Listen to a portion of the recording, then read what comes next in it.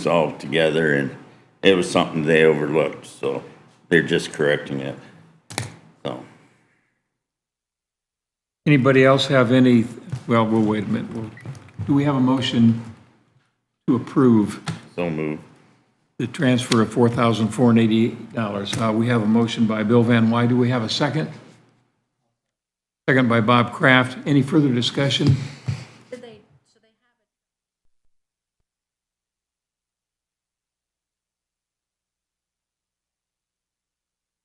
Yeah, so they had put it into the new HFI funding, Fund 1161. They didn't put it into Fund 1159. So they're putting it that way.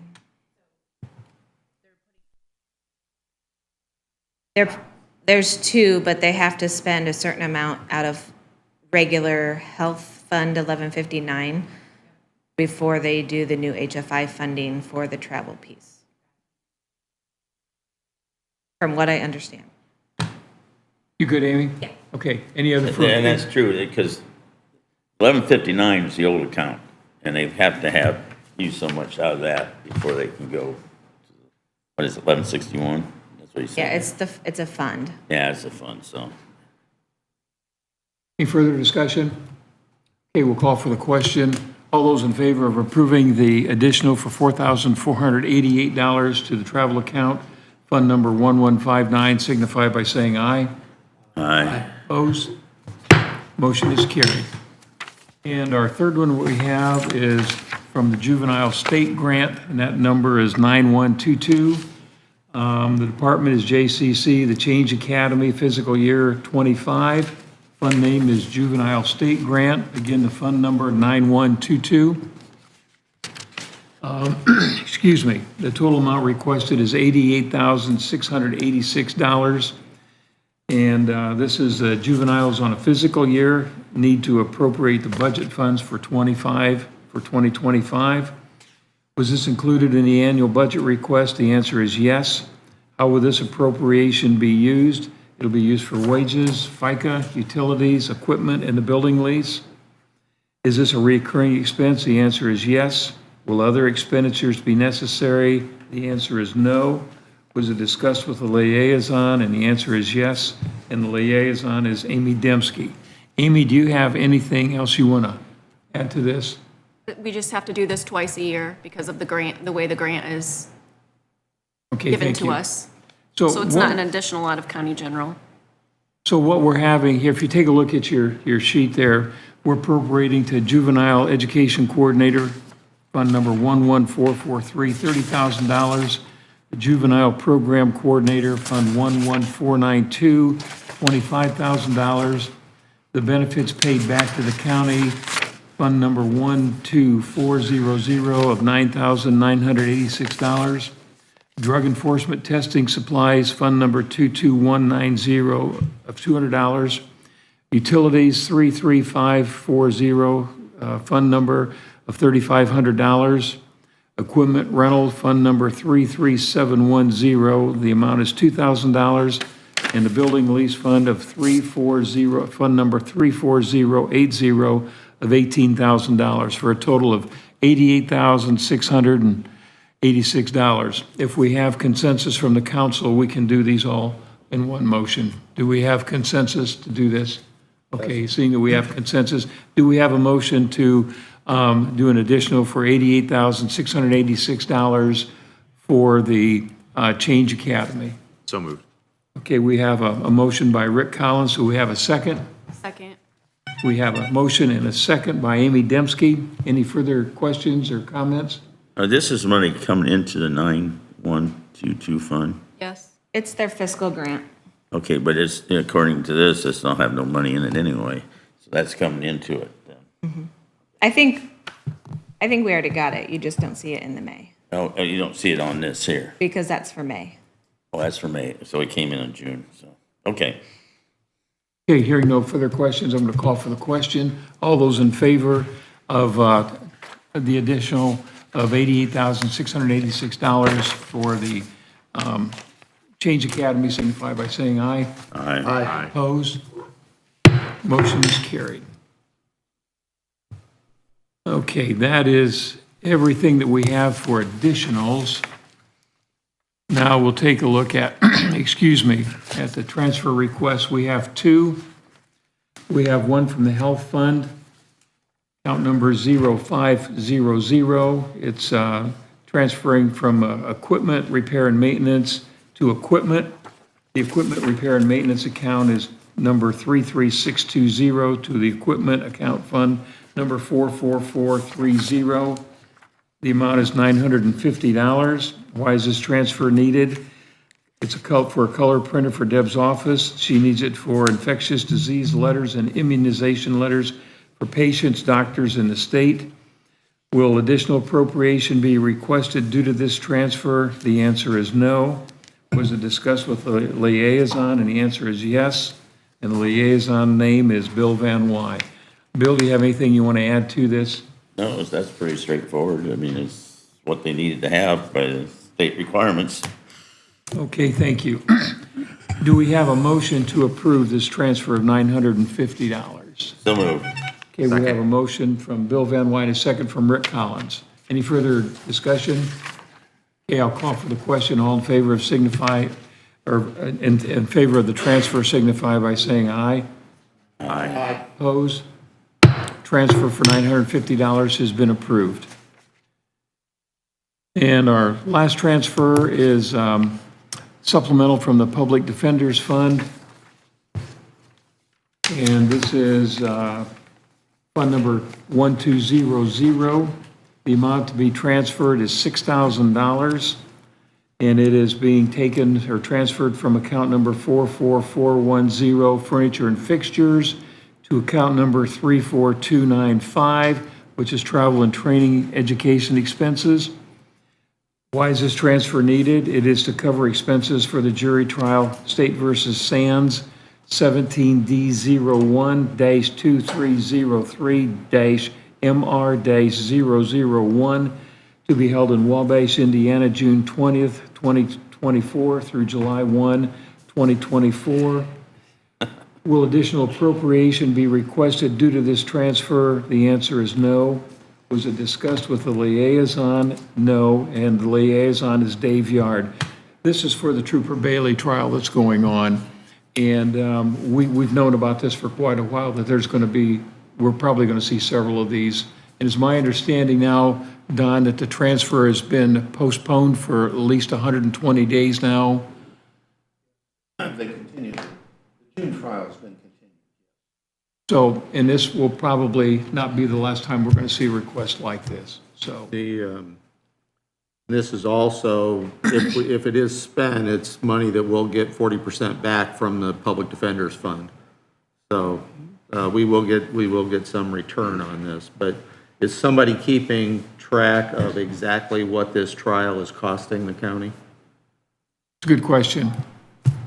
I I can't think answer in the that. end, we're going to want to know exactly what the trial cost us, because I think, as I've tried to point out in the past, the legal expenses for the county account for about 50% of our general fund expenses. And this is going to, increase that dramatically. But between probation, sheriff's department, the prosecutor's office, the courts, all of that is included under legal accounts for a major portion of our budget every year.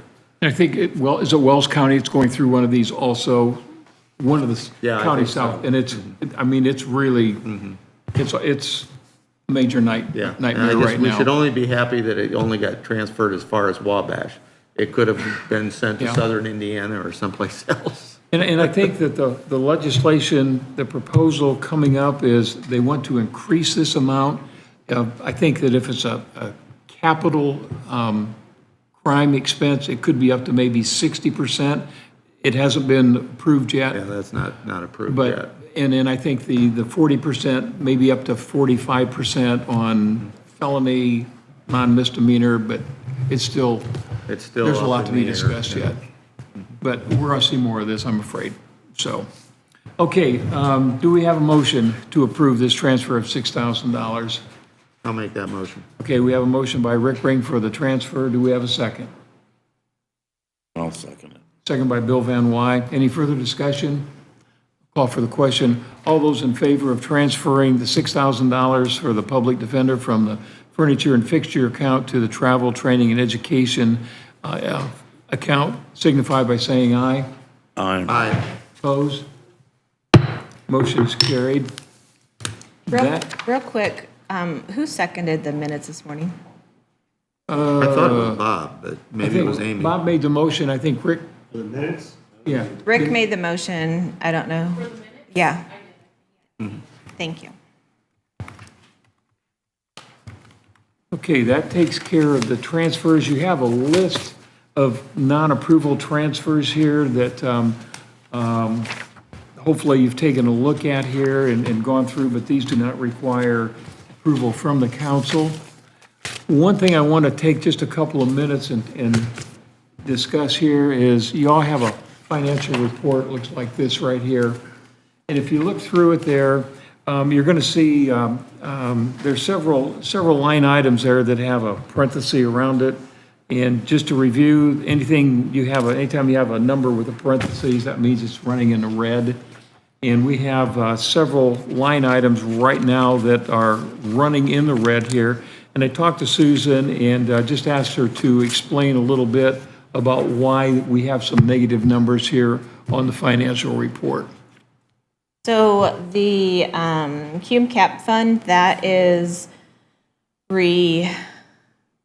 it shows negative now, and it's because we haven't distributed settlement. Settlement distributes at the end of the month, which will clear all that on the back end of it. There are two bond funds that show negative. They'll show negative until after we receive June and July lit monies, because we have it set up that every month 1/6 of the bond payment gets transferred over into the bond fund. And we have like 3 different funds that deal with the bond payments for tracking purposes. So it's just because June and July's lit hasn't been received, June has, we transferred out on Friday the 14th. So in 2 months, that clears all of that up. The other one, I believe, is Operation Pullover. That is a reimbursement grant. So anytime you have a reimbursement grant, you can't operate in the negative because you have to spend before you're going to get money back. So we pay our officers for working the OPO times, and then City of Angola send us a check for the times that they've worked, and it goes back into that fund. Anybody have any questions for Susan? Thank you, Susan. You're welcome. Appreciate you letting us Not a know problem. about that there. Thanks. Okay, next on Oh, the... wait, I do want to say one more thing. I'm glad that we talked about this. The other thing about the Cume Cap Fund is, remember, we have the Cume Cap Fund and we have the highway cumulative capital monies, because when we get cumulative capital money, 42% of it goes for bridges, highways. So we spend during the year out of the normal Fund 1138 for highway, and then at the end of the year, whatever we have spent in highway, then that comes out of Fund 4738 and goes into Fund 1138, so that we always know how much is left for the highway. So technically, a little over 189,000 of the expenditures from 1138 have to do with the highway, which is sitting in a different fund until the end of the year. So we're technically not negative. It just appears that way on the paper. It's confusing, but it's the way I have to do it for the state. Anybody have any questions for Susan? Just want to thank you and your office for a good job on this. It is so convoluted and so confusing. I'm really glad you're on top of it. Thank you. The county is grateful too. Okay, next on the agenda, we have 2 preliminary declaratory resolutions. The first one is preliminary declaratory resolution to create a ERA, or an economic revitalization area, for Project RED. And This is DeKalb County Council, Indiana, preliminary declaratory resolution for the creation of an economic revitalization area. The resolution number is 2024-RCC-4. It is for real property tax abatement. And if we agree to this and the second preliminary resolution, it would be that we're agreeing to hold a public hearing at the next meeting. And the next meeting would be where we would find either a determination to be made if the abatement is to be granted. So we're not granting abatement right now. We're just agreeing that the next step is to hold a public hearing towards this here. First of all, I've read the topic. Now, do we have anybody that wants to speak from the audience here about the resolution?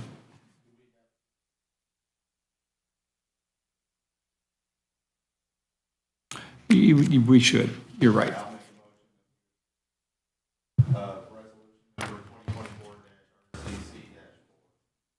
Thank you, Rick.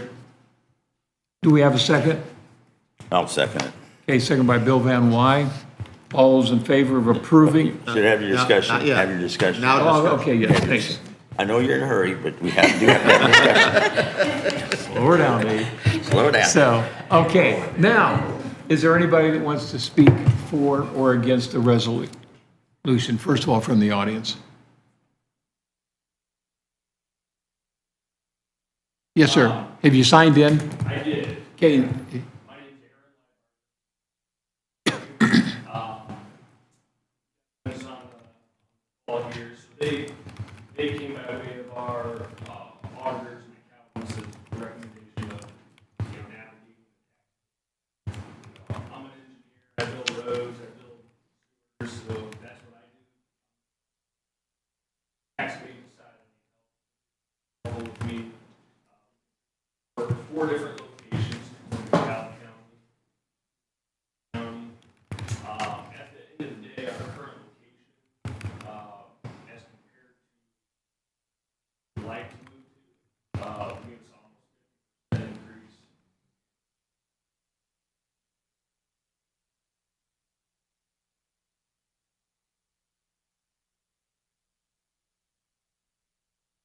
Our employees live and work and play in and around the area,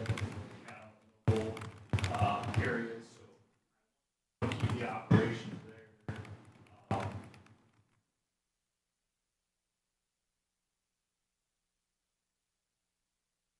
Attract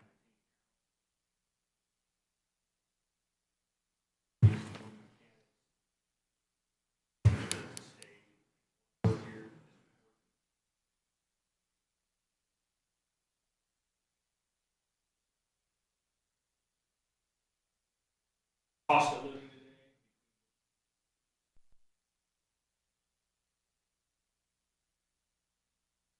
White asphalt.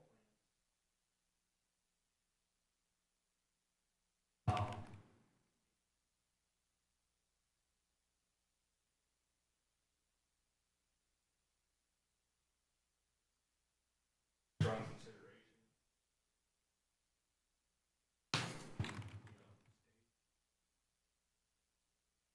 You said you currently have 2 facilities in DeKalb County, or just one?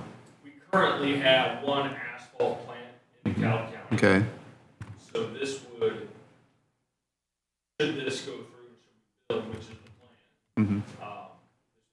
the second one, and, But currently we don't have, it's our asphalt plant. okay. But you don't, this is not going to replace anything in DeKalb County? No, this is moving operations. Engineers, project And it's currently in Noble County? manager. It is. Are you going to shut it down and move everything to DeKalb, or are you just going to run both? No, we would vacate where we're at. And this is off 205 and Yeah, it's in the Layout area. 3. right there. What's the one that back goes behind the bank. back behind the bank there? Okay, that's what I thought. Have you purchased the land yet? Because I know at the last time we talked, you had not Kind of purchased. which comes first, the chicken or the egg. I have a purchase agreement with the current owners. The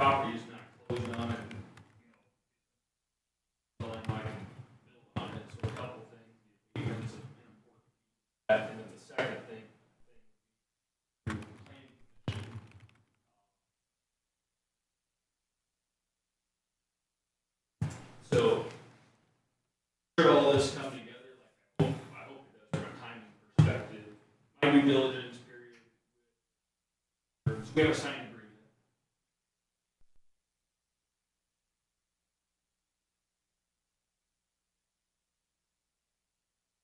In a perfect world, the tax abatement.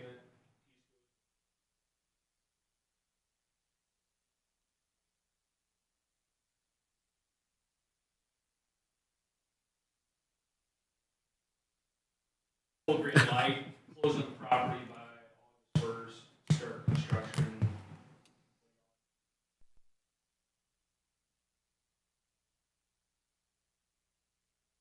And considering this, moving down this path for 3 months.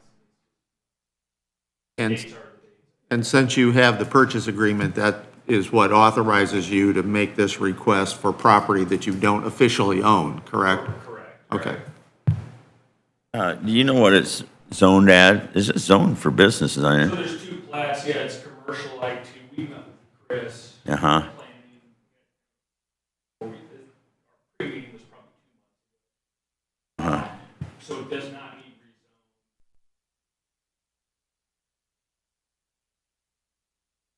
Current zone is proper. Would this just be a, what's the word I'm looking for? A business tax abatement, or is both business and personal? This is for the property. Real property, okay.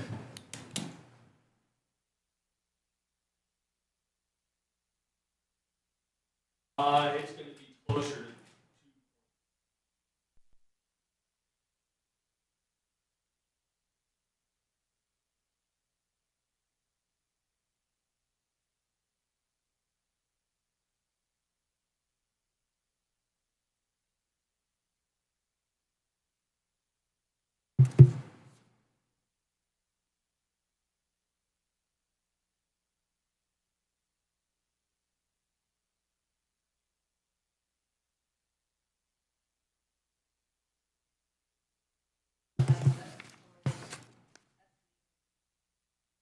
And you- that's an estimate using the program that DeKalb Economic Development has, so I think it's as close to accurate as they can get.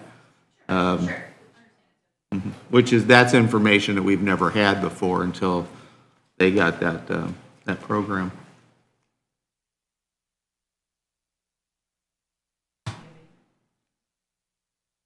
No, I've got to live in, yeah, I've got kids to get through school and payments to make, so I got to run a business somewhere somehow, so, yeah.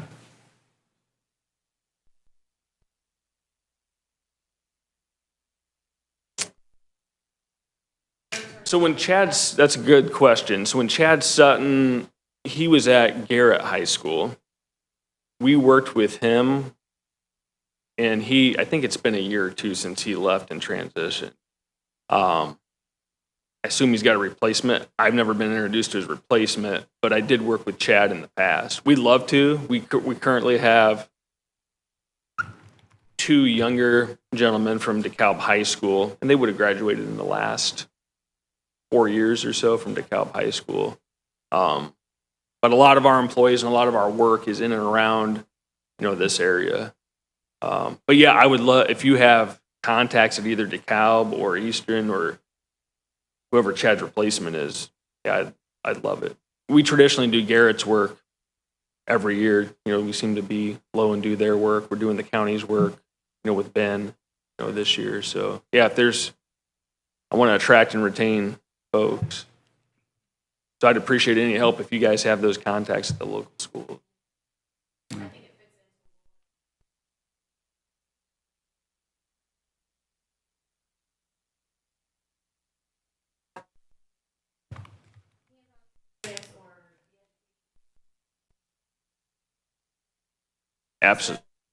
Absolutely, yeah. Yep.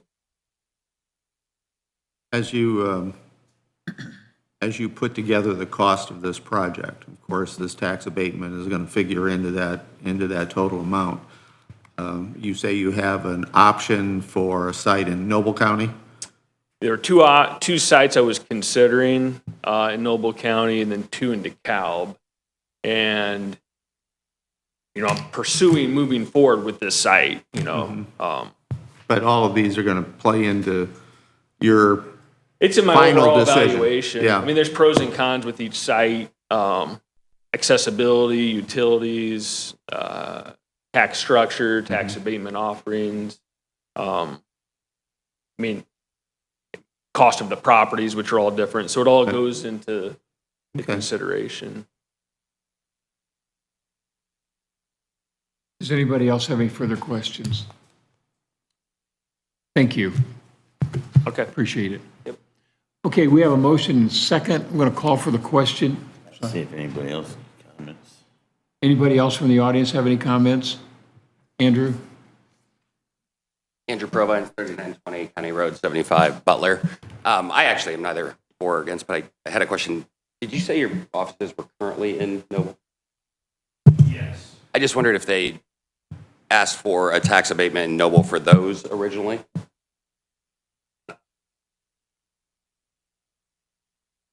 And did for they, this project or for talking about for the current original, office? your current one, your current office space or your current building? Did you ever before your time? Okay, that was a long time ago. I just wondered what community involvement was in Noble County as far as schools, donations, helping the cities, et cetera. If they're currently at Noble, what are they doing over there to help out the community?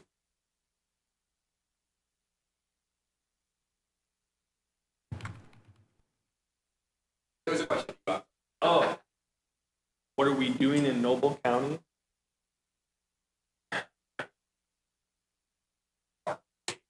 Sure. So Noble County currently, we donate to 4-H in Noble County. We also do the junior achievement in Noble County. They had their Sylvan Sellers thing a few weeks ago, so we've been a part of that the last couple of years. Yeah, those are the two, I guess, main things as far as Noble.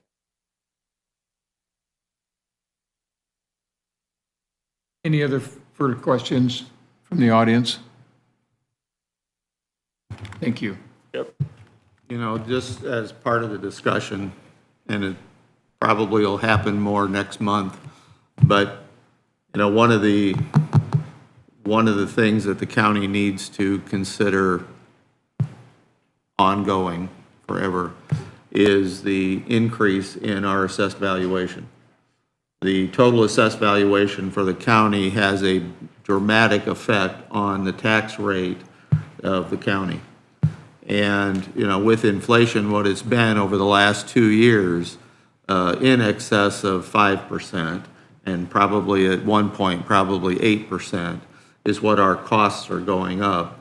And this past year, our assessed valuation only went up 0.67%.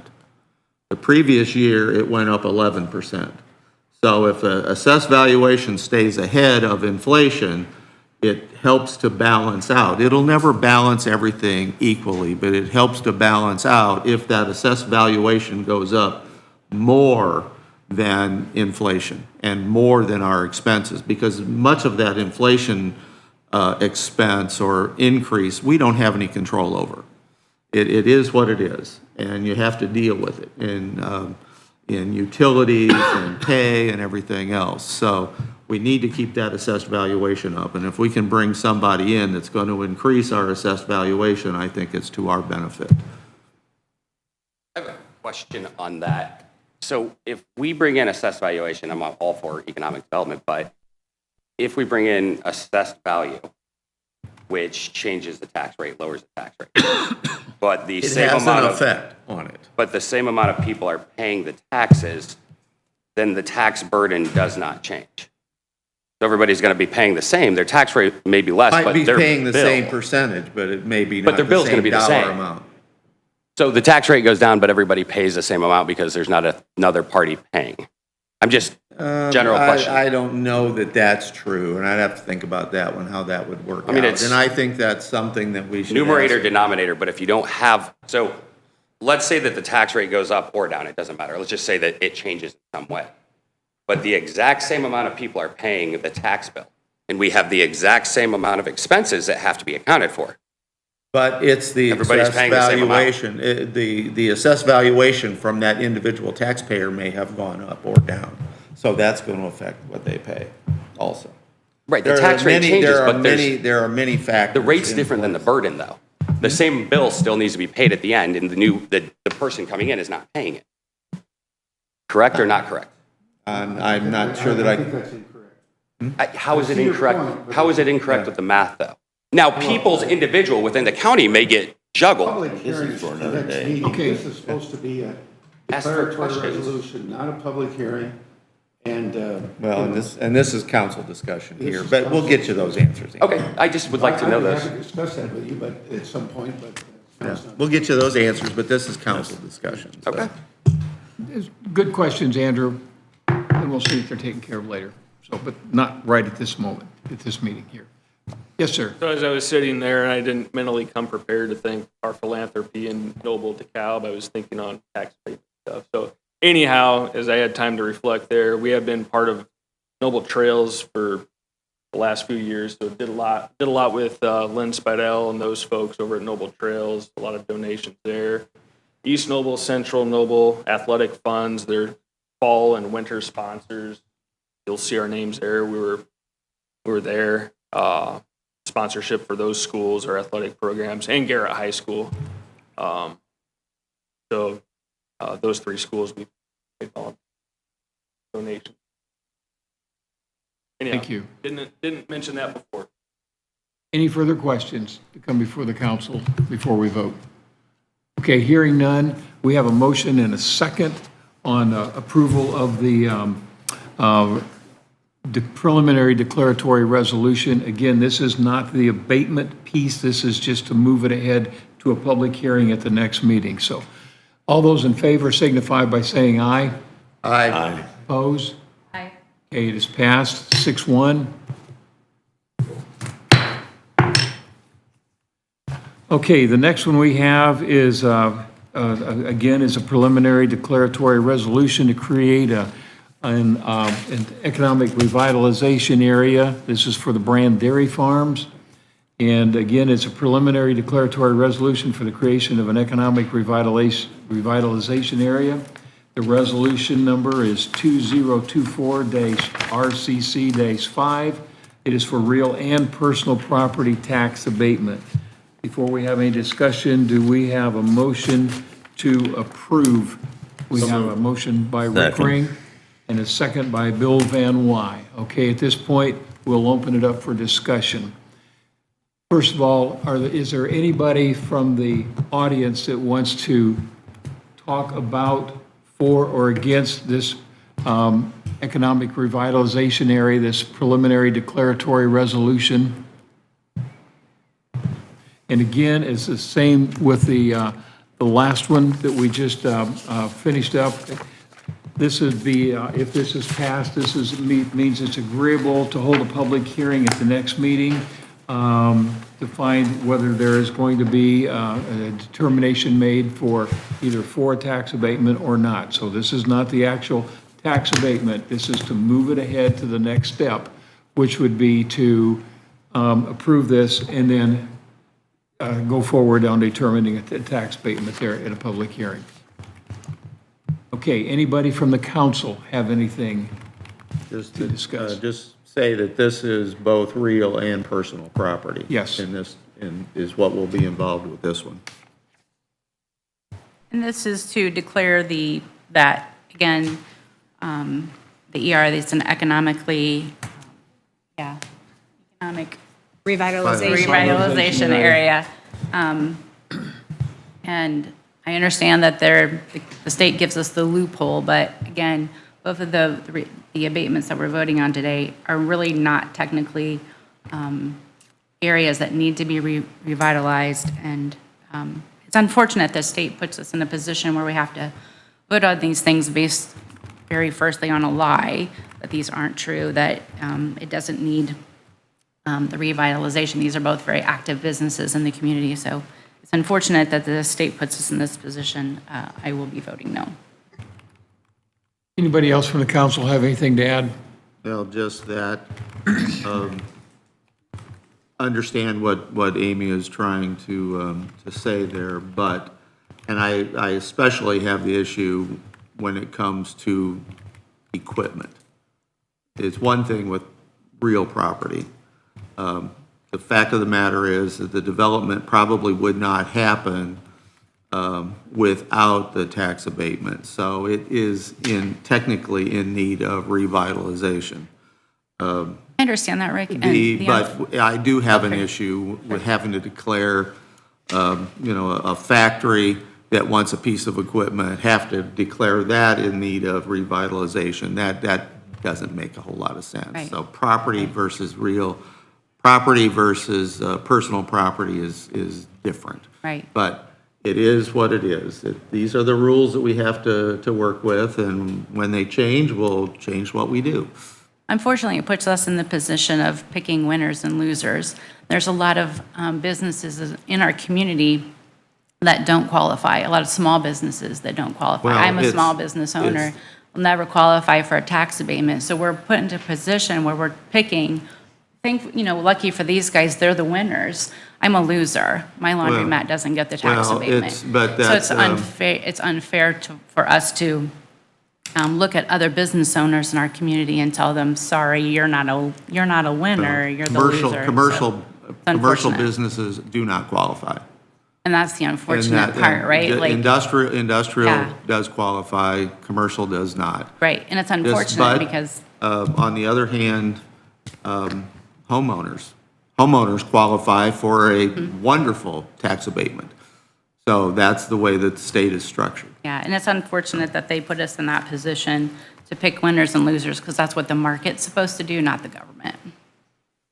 And besides that, this is the second year that the farmers could actually apply for abatements. It was always commercial businesses, but this would be the second time that, farmers could actually take advantage of this situation too. Yep.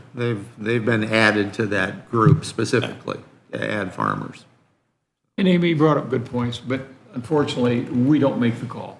We've got the guidelines that we have to abide by, and I know you're aware of that there, so, but it can have that creation of who gets what, but we're going by the letter of the statute, and the way to do it, change it would be start with our state reps. And I think, and I would like, obviously not now or today, but I think it would be good for the tax abatement committee to look at, maybe there's some different ways to structure our tax abatements in our community under the guidelines that Indiana sets, but just differently. I've got some ideas I'll talk about at some point. Well, actually, and, to that point, prior to 5 years ago, there was no criteria. This tax abatement committee actually established criteria using the state guidelines. Everything before was totally whatever we felt like. Subjective. It's very subjective at the time. We now have objective guidelines. That's the first. And I will not be I'll be the first to say that maybe those guidelines now need to be reviewed now that we've used them for a couple of years to see how they've worked. But they at least give us something that we can justify what we're doing because it met these guidelines. And maybe the criteria needs to be changed a little bit. But when we put those together, we mentioned right up front that this is a works in progress, and it could be modified, changed, or whatever. Yeah. So, we'll take a look at it. It's a good point. Good point. Thank you. Any further questions from the council?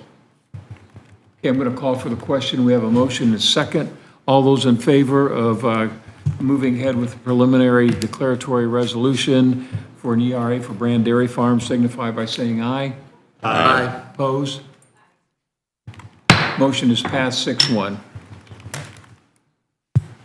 Okay, next item on the agenda is the acceptance from the Tax Abatement Committee for the abatement form acceptance. And the Tax Abatement Committee consists of Rick Ring, who's the chairman of the committee, Amy Dembski, and myself. As Rick mentioned earlier, there were 5 site visits that the committee made last week. Anton was on that and was with us there also.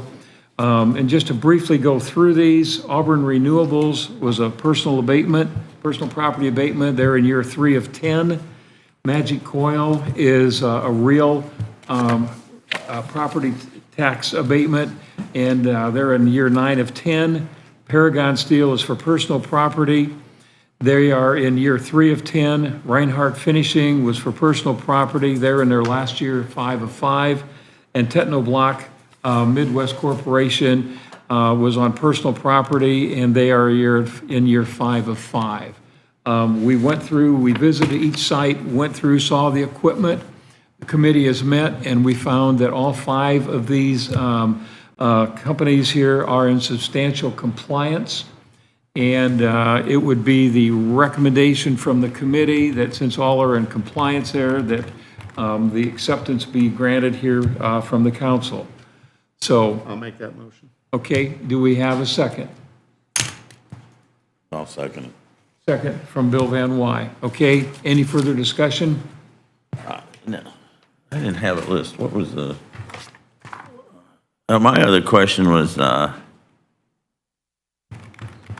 isn't the winery out here on this? That was completed last year. That was their last year. That was our last They're year. done. Oh, they last year, okay. That's the only thing I've got. I was listening, I didn't see it listed in my packet. Any further questions?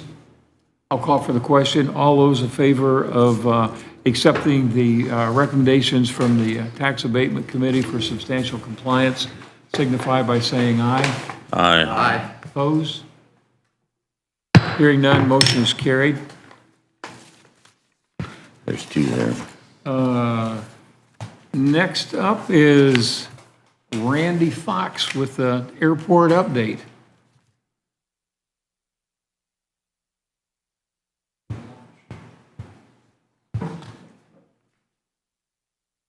When your wife says, don't do that, and you say, oh, it'll be fine, she has every right to say, I told you so.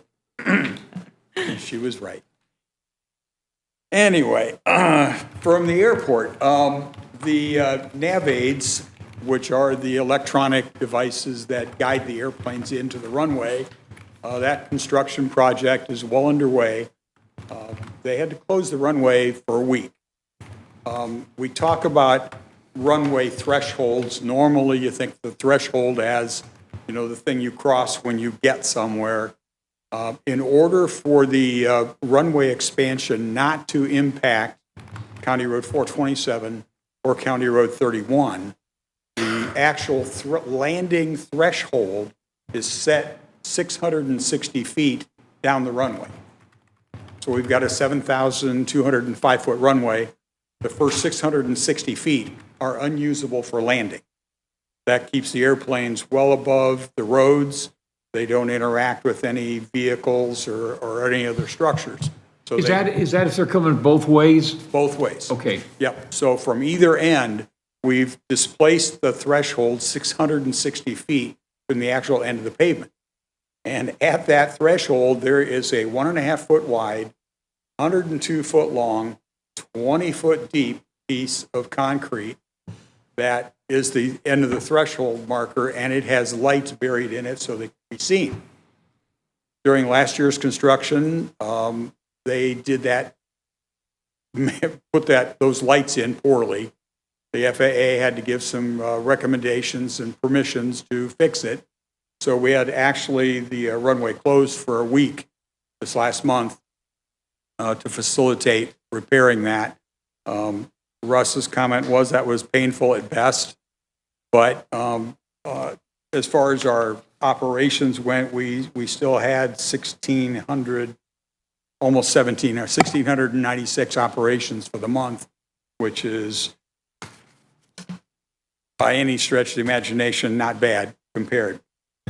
So during that week that it was closed, they did all the trenching, they pulled a whole bunch of wires, they buried cables, they put in bases for the Malzar lights, which whenever you watch them on TV coming in, the commercial planes, those lights that run toward the end of the runway. Well, we had those stored in the maintenance building for the last 2 years. All those bases are went in. What we're waiting on now is the shack. When I worked for the 800 megahertz statewide communication commission, I didn't realize that these little huts they build next to cell phone towers and stuff, they build those in a factory, test them in the factory. They lift them up with a crane, they set them on a truck, bring them up, they set them down, hook up some wires, and leave. So they don't build stuff on site anymore. It's all factory built and tested. And somehow or other, our shack for all the nav aids got set back. And so it's a couple weeks behind construction. We are pushing hard to get that here on time because they have to do a flight test. And if we pass that, then October 31st, interesting day to pick, they will publish all of the electronic approaches for our airport.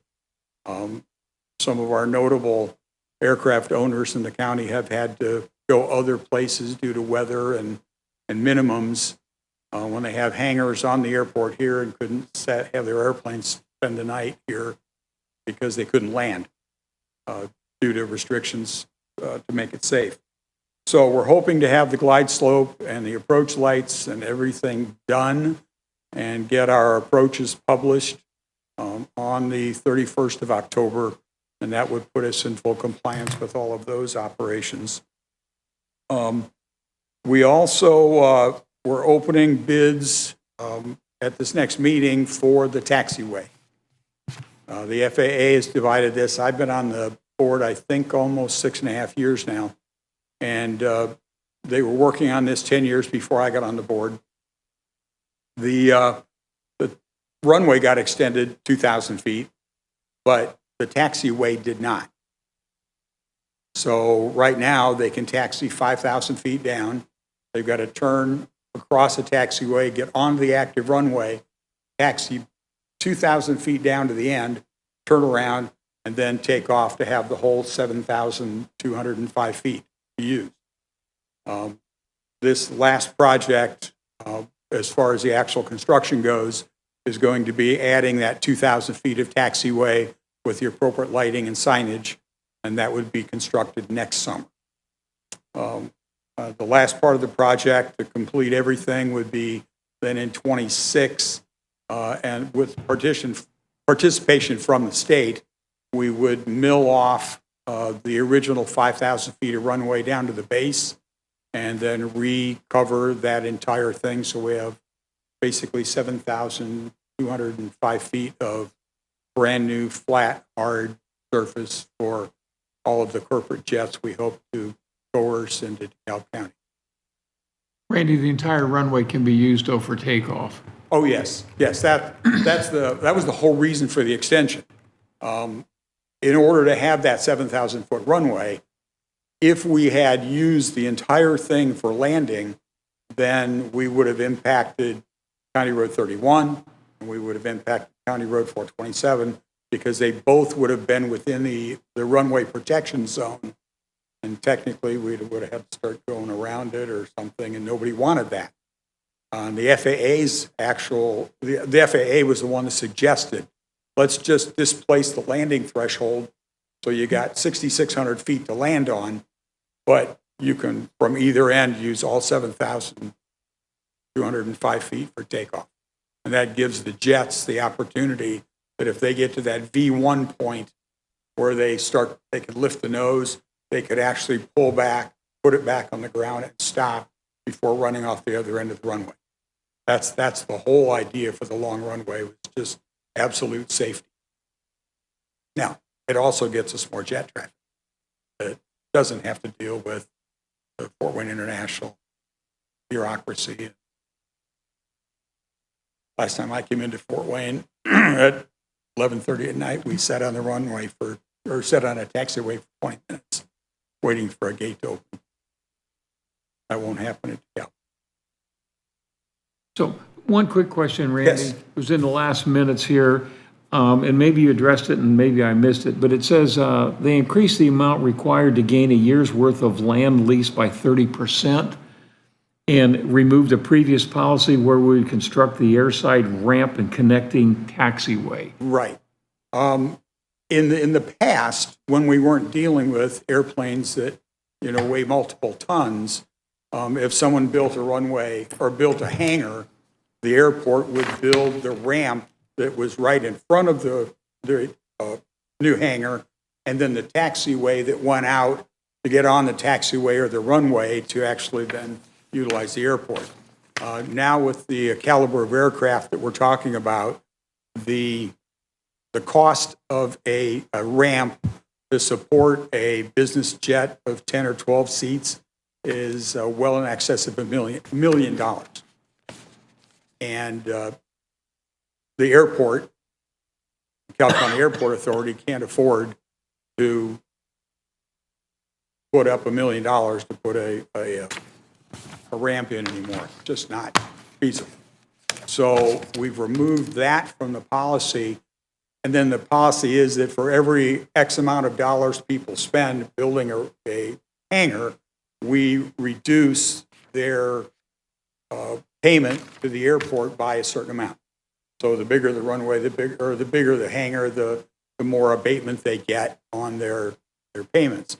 So in order to not have to put up $1 million to build a ramp, we're now giving people more break on their leases or rentals or however that's arranged, so that we still encourage people to build here.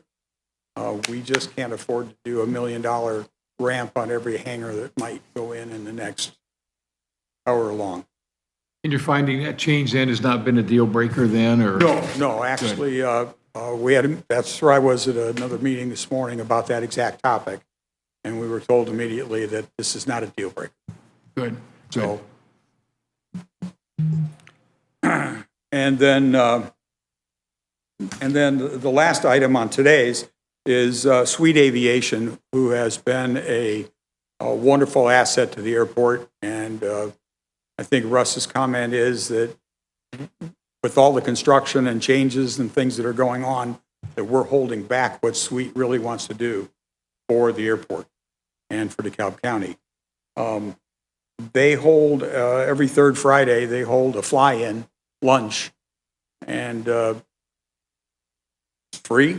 You can provide a free will offering if you choose, but it's been, I've been to 2 of them to see, and they provide quite the spread, and we had a bunch of people fly in. It was kind of funny because we watched one guy pull his airplane out of his hangar, get in, taxi down, park it, come in and have lunch, then taxi back to the hangar. I think he just wanted to exercise the engine a bit, but it was a bit humorous to watch him just taxi in for lunch. So, and then Can I taxi my Chevy Silverado down the runway? no, Oh, just checking. no, we were beyond that. Okay. And then we did again provide operation counts for the month, and 74 business jets, 128 helicopter operations, 142 multi-engine, and 1,352 light aircraft, and that's still with a week's closure of the airport for that month. And with that, I'll take any other questions. So Randy, on the extension of the runway, 2,000 feet, Yes.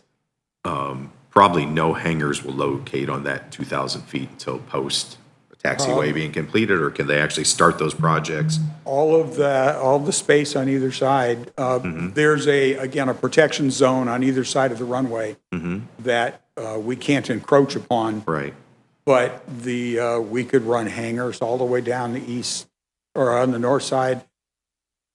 My vision would be, and I probably wouldn't see it till I'm in a wheelchair permanently, would be corporate hangars lining the south side of the airport, each with a business jet or 2 in it, living at our airport, and again providing us revenue. Randy, are the Warbirds going to be in this summer anytime, or? Honestly, I don't know. I know in the past we've had, fly-ins or air shows, with the construction yet going on, I don't think that's really an opportunity for us to do anything probably till 26, because there's going to be construction going on the airport. We are adding a new beacon tower. The beacon tower that's out there now is, I think, was actually moved from the old Auburn Airport on Indiana out to the airport. It's got a rotating beacon, so at night it's green and white. If you're flying in, the green and white rotating beacon means you have a pilot-operated lighted runway. If you key your microphone up 5 times in 3 seconds, out of the dark, all the lights come on around the runway and you can see where to land. That tower is structurally unsound now. So we're building a brand new one, and we're also putting in a new automated weather system. So when the pilots taxi out, they can go to a certain channel and get the existing weather at our airport. And then we'll also put the new ADS-B transmitter on that, which lets airplanes give information to each other. So if you've got an iPad hooked to your ADS-B receiver, you can see every airplane around you, how fast they're going, what altitude they're at, what their call sign is, and it allows people to avoid each other. And since it's on the runway, since it's on the airport proper, you can actually watch the airplanes taxi around our runways and know if somebody's in the way or someplace you want to be. So all those are updates that we're doing because they need to be done. There's no grants and things involved in those. That's strictly within our budget. I know you and the board and the previous board are to be commended because I don't think the general public has a clue of how sophisticated the DeKalb County Airport really is anymore. This is a big deal. It really is. It's not just a general aviation. Oh, no, actually the FAA now classifies us as a regional airport. And again, the whole name change thing it's been through the paper, we've talked about it in the past, is strictly to generate more traffic for our airport. And so we're not changing the name just to be different because it's been DeKalb County Airport forever. We want some way for people to know when they look it up that we have these extra amenities available to them. We have the longest general aviation runway in the state here in DeKalb County. So with all the traffic that goes in and out of Fort Wayne, we can provide them better services, and we hope that that's going to reflect in our amount of traffic we get, and again, reflect on our revenue.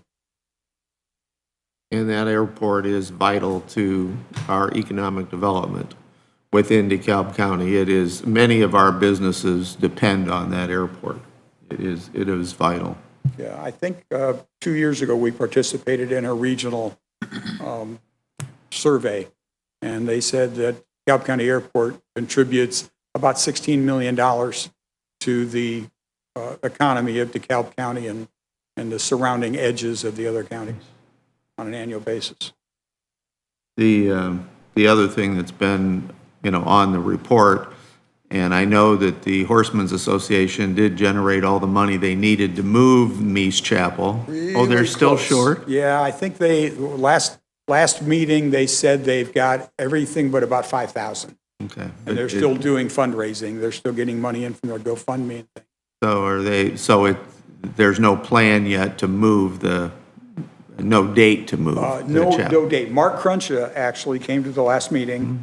Mark, I think, is the executive secretary, potentially. I can't remember his title exactly. He said they've got the foundation area staked out. They're getting plans together and getting permits to put the foundation in. They have a company ready to move the building. They have a company ready to demolish the backside. So he said by the end of the year, they expect it to be gone, but they'd like to do it in nice weather instead of bad. So we anticipate Mies Chapel Church will be gone before the end of the year. Yeah. No. Taxiway extension actually starts farther on down.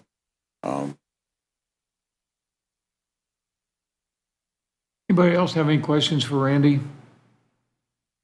Great report. Thank you, and keep up the good work, Randy. Oh, we're doing our best. We want this to be great for everybody. Thank you. Thank you. A couple things here, just basically housekeeping here. Our next July meetings on the 9th and 10th will begin the budget process. And just a little bit different from last year. If we could, I'd like to meet on July 9th at 8:30 instead of 9 o'clock, move it up a half hour, just to kind of discuss preliminaries here with the council, where we're going to be on that. Again, we're looking, and Susan's setting up a schedule here where all the department heads will be invited. There'll be a 15-minute block of time. They do not have to be here if there's no changes, but if they're making significant changes, such as adding personnel, increased expenses somewhere, we would like to see them to have them go over this with the council here. So again, just part of our transparency here, that everybody gets a chance to participate and everybody gets a chance to see what's actually going on here. But we'll begin with that on the 9th and conclude on the 10th. We'll have our regular meeting on the 10th. After we adjourn, then we will go into whatever unfinished business we have with the budget presentations there. But on the 9th, we'd like to start at 8:30 instead of 9, just so we can have any discussions. What's that? What? What? We're starting at 11 o'clock on the 9th, Bill. All right, I'll be here at 11. You'll open that door and I'm not here at 8:30? And he said, damn, I knew I shouldn't have mentioned 11. Anybody have any questions right now about the budget hearings and the preliminaries and so on here? Susan, anything you want to add? I have one more thing, not about that, it's about something else. Next month, you guys will see an additional appropriation from the Sheriff's Department for a vehicle. One of the K-9 vehicles was totaled. And so they will be getting some money back from the insurance company, but we will need to replace that K-9 vehicle. So you'll see that next month. It just all happened. That ruined the part for the dog and stuff. Is that a different? That I couldn't answer. Does that have a different compartment than regular cars when they have a? It does, yeah. Yeah, I told Rick, I said, well, it's not like we have a whole fleet of K-9 vehicles, and we kind of need that. So it will be coming next month. Well, and I had asked, rather than do an additional appropriation, we're scheduled for a number of vehicles this year out of cum cap. Could we use that to replace this vehicle? All of that money had already been spent. All of those vehicles had already been ordered, so it will have to be an additional. So. Anybody else have any questions right now, preliminaries regarding the budget?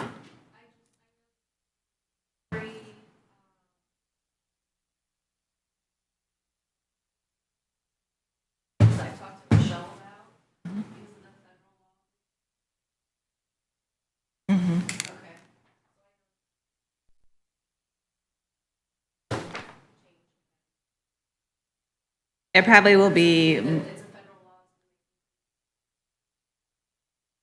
Yeah, it'll probably be more of a discussion on the work days, not the presentation days, the following month when you actually do the work.